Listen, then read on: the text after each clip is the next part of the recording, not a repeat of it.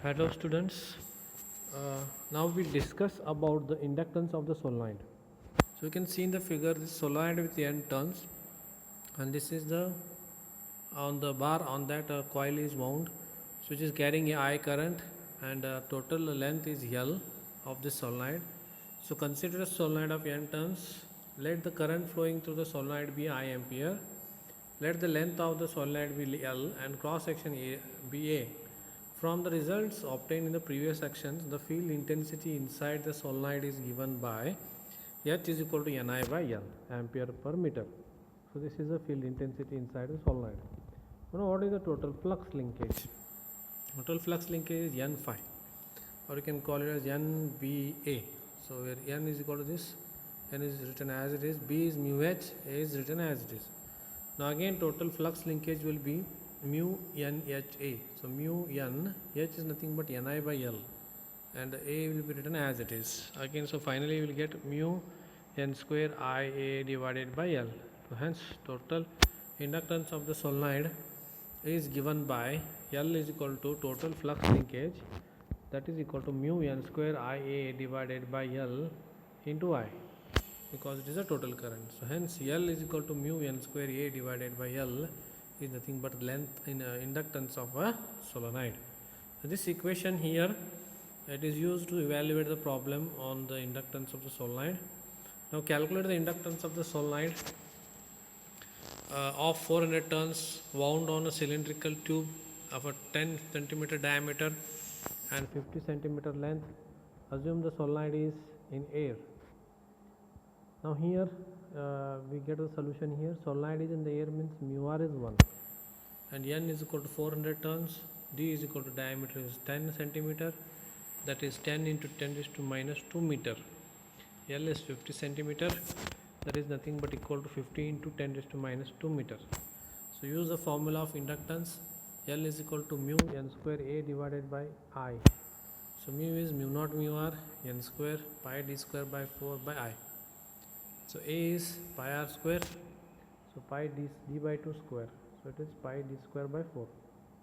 Now put the value of mu naught, 4 pi to 10 raised to minus 7 into mu r is 1, N square is 400 square, pi d is 10 into minus 10 into 10 raised to minus 2 square divided by 4 divided by 15 raised to minus 2. So it will get inductance as 3.1583 into 10 raised to minus 3, or you can call it as 3.1583 millihenry.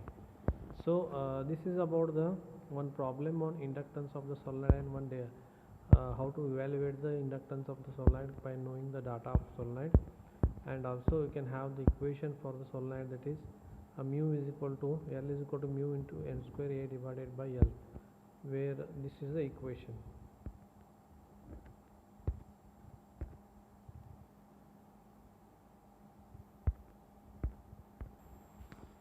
Now next we see one more example, that is find a force per meter length between two long parallel wires separated by 10 centimeter in air and carrying a current of 100 amperes in opposite direction. State the nature of force between the wires.